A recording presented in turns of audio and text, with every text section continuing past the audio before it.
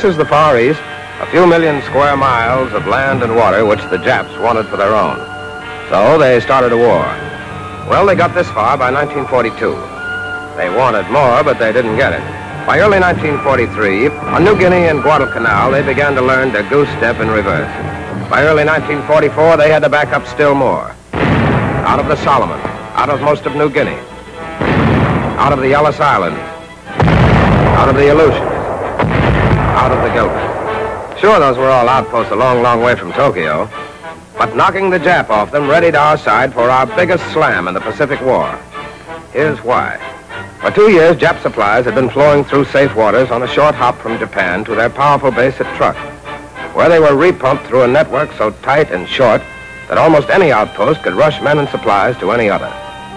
But with every grudging yard of New Guinea jungle gained, with every Solomon Island under our flag, we were slashing nearer to the heart of that network. Then we took the Gilberts. That gave us land bases to menace the supply lines feeding the Marshalls. And once we got into those Marshalls, we'd have a powerful flanking front to the whole network. The first job was getting at those Marshall supply lines.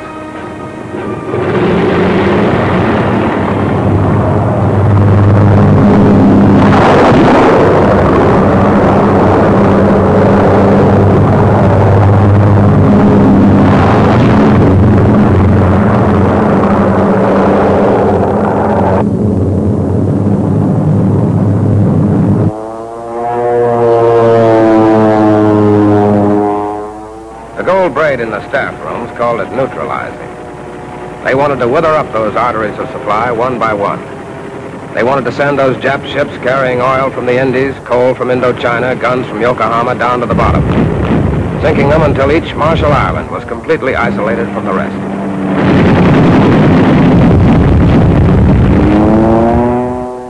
And as these pictures taken from wing cameras tell realistically, every time our Army or Navy planes knocked another Jap out of business, we were bleeding him of one more plane he couldn't replace.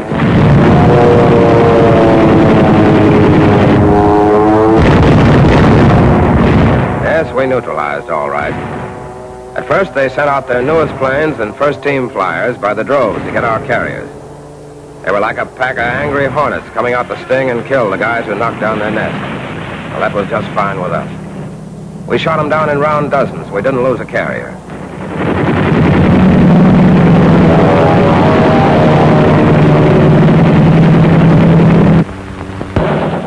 They were reckless and determined, roaring in so close you could touch them almost, and get them with the 50.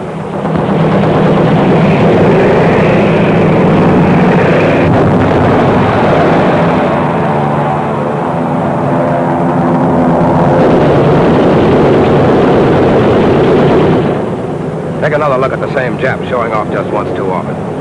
This was shot by another camera.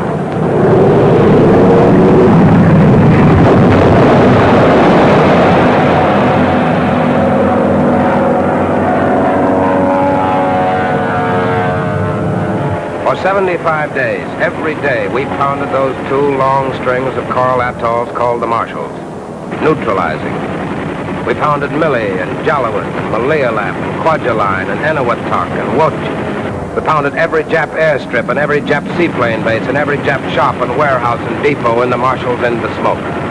We were now able, for the first time, to give the business to these outposts of inter-Japanese defense because at long last we had enough carriers, because the Jap air threat to those carriers had been liquidated, and because we had airstrips in the Gilberts, a few hundred miles away, for libs of the 7th Air Force. The Japs had counted on these islands heavily, long before Pearl Harbor, and had fortified them during 20 years as powerful bastions of the Jap Empire itself. After 60 days and 1,700 tons of bombs from the 7th Air Force and Fleet Air Wing No. 2, they had no power left. During the last 2 weeks, fighter resistance in Ack-Ack, which had been fierce at first, fiddled down to helplessness. And the only sound on those islands was the thud of our bombs and the crackle of our 50s.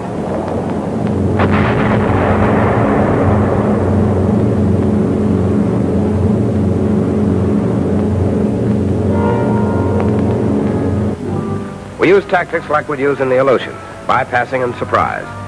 Instead of cracking smack into a bloody battle at the nearest key marshals to the south, where the Japs probably expected it, a division of Marines from the Gilberts and a division of soldiers from the Aleutians pulled a quick sneak, an unobserved end run to Kwajalein, center of the already mussed-up Jap supply network. And with the Army and Marines, by the way, was probably the biggest fleet of carriers and battle wagons in the history of the world.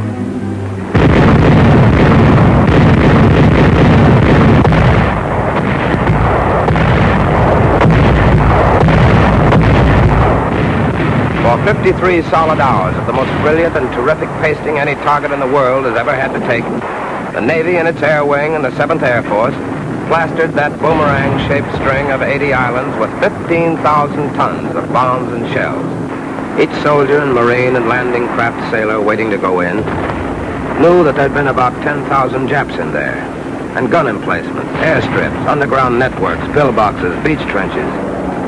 Now there was smoke. And to each man crouched tensely in his barge, a question mark. Tarawa had been held. But before the Navy amphibious fleet struck, on undefended little islands flanking the key objectives, howitzer sections had stolen ashore and set up. From here, they could clear pathways for the invaders on the main island. That's Roy Island, where the Japs' biggest airstrips in the Marshalls had been. Beside it is Namur, a big supply center. It was about noon when the tough monkeys of the Navy amphibious forces piloted their fleet loads of the 4th Marines safely into the north beaches of Roy and Namur. Most of these guys of the 4th had never seen battle. It was raining a little.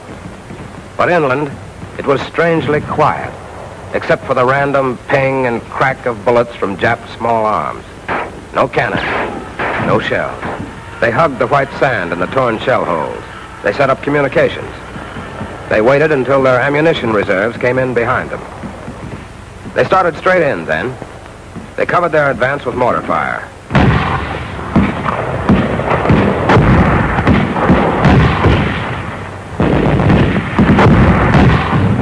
On a half-mile wide Coral Island, there's no room for complicated tactics and flanking movement. There's just infighting. Shell hole hopping across flat, empty sand with no cover. Each guy fights his own war against the Japs, hidden out there somewhere in the rubble.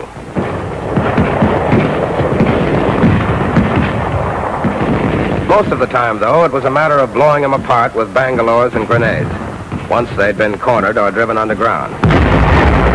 There they go to their Jap ancestors.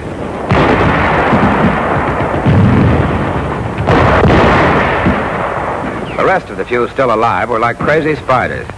They hid under rocks and in their pillboxes and tunnels and holes, killing everything they could kill until they got stepped on.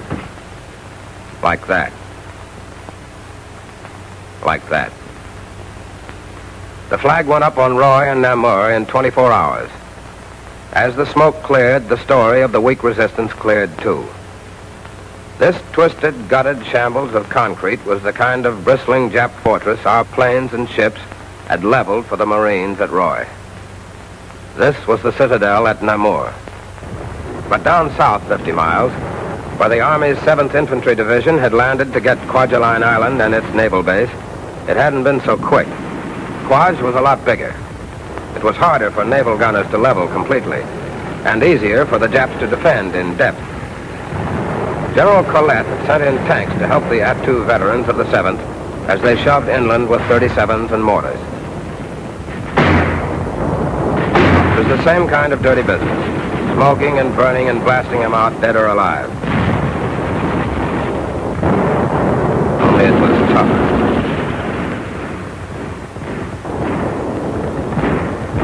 Most of the time, the Japs just died. Sometimes they'd go crazy and try making a break for nowhere. Like that.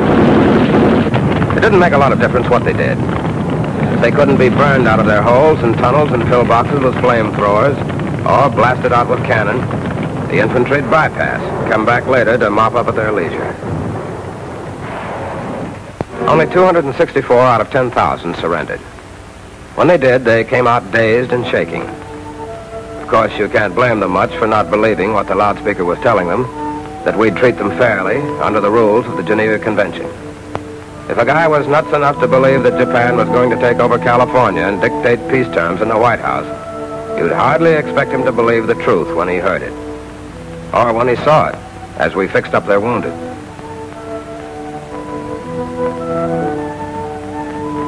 One thing sure, it's a cinch none of that pitiful handful of survivors was a happy Jap. And none of them looked much like invincible Superman either.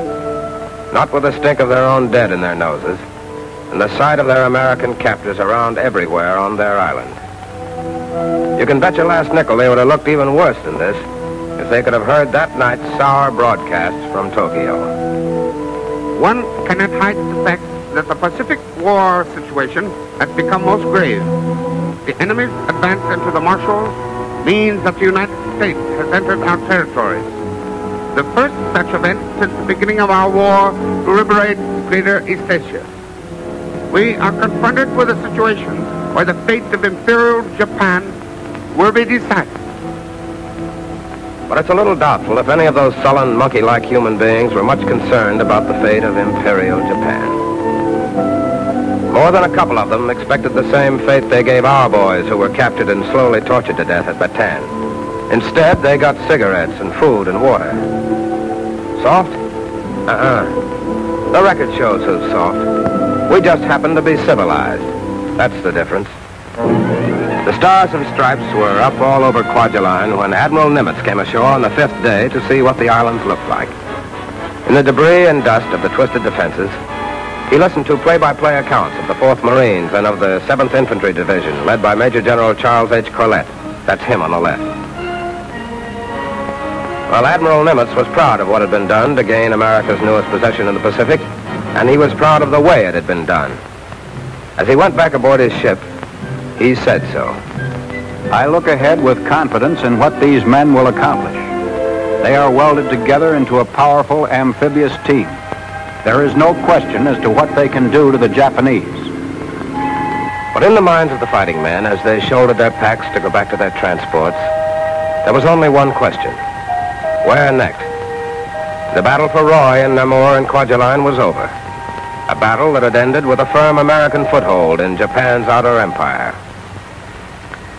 Now they were moving again. Once more, part of the huge Pacific team which had been slowly blasting its way westward, but always into the rising sun. Japan would feel the might of that vast team at Paramashiro and Truk, Enuatok, the Marianas, the Admiralty Islands. The men of Kwajalein were ready for whatever lay ahead.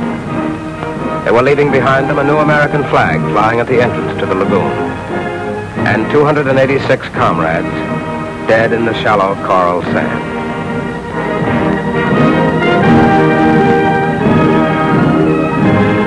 A guard of honor saluted the soldiers and Marines who fell at Kwajalein. But it was a salute to men everywhere, from the hills of Italy to these atolls in the Pacific. Men who had given their lives fighting fascism, so others may live theirs as free men.